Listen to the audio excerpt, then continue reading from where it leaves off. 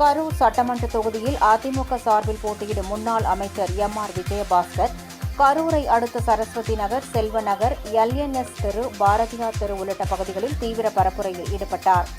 அப்போது அதிமுகவினர் பட்டாசு வெடித்தும், பெண்கள் ஆரத்தி எடுத்தும் அவருக்கு உற்சாக வரவேற்பு அளித்தனர். அப்போது பொதுமக்களிடையே பரப்புரை வாகனத்தில் நின்றபடி பேசிய அவர், டாஸ்மாகில் பல ஆயிரம் கோடி ரூபாய் ஊழல் நடந்துள்ளது எனவும், அந்த பணத்தை வைத்து தேர்தலில் வெற்றி பெறலாம் என்று நினைப்பதாக செந்தில் பாலாஜியை மறைமுகமாக குறிப்பிட்டார்.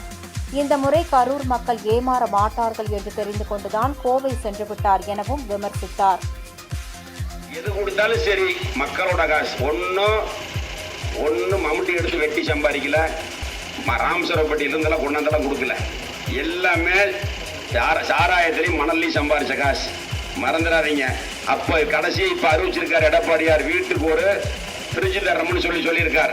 அதை நான் மறந்துட்டு இப்போ சொன்னாங்க. கடைசியாக முதல்ல நான் சொன்னதை முதல்லே சொல்லிட்டார்.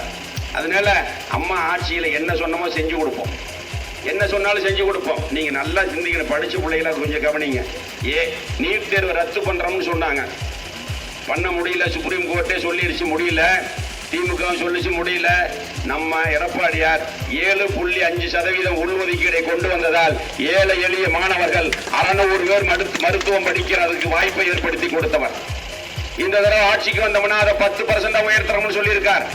10% உயர்த்தினா வருஷத்துக்கு 750 பேர் மருத்துவம் படிக்கலாம். குடிசையில வாழக்கூடியவங்க, அரசு பள்ளியில படிக்கக்கூடியவங்க, அரசு உதவி பெறும் பள்ளியில படிக்கக்கூடிய மாணவர்கள் டாக்டர்களாக கூடிய கனவை நினைவாக்கிய தலைவன் நம்முடைய புரட்சி தமிழர் எடப்பாடியார் என்பதை படிச்ச பிள்ளைங்க மறந்துடக்கூடாது. அதனால என்ன வேணாலும் கொடுக்கலாம், மறந்துடாதீங்க. தட்டளைக்கு ஓட்டு போடுங்க. நான் உங்கள ஒருத்தன் உங்களோட இருப்பேன். ஆனா இப்போ ஒருத்தர் வேட்பாளர் அறிவிச்சிருக்காங்க, அவரு ஜெயிச்சாருன்னா ஏதாவது பைப்ல தண்ணி வரலன்னு சொன்னீங்கன்னு வச்சுக்கோங்க, இருங்க கோயம்புத்தூர் போய் கேட்டு வந்து சொல்றோம் பார். ஏன்னா அவர் அங்க இருக்கார், அவருடைய சுவிட்ச் அங்க இருக்குது. அங்க போய் கேட்டு வந்து தான் சொல்லுவாரு. மறந்துடாதீங்க, ரெட்டலை ஓட்டு போடுங்க. உங்கள ஒருத்தனா இருப்பேன்.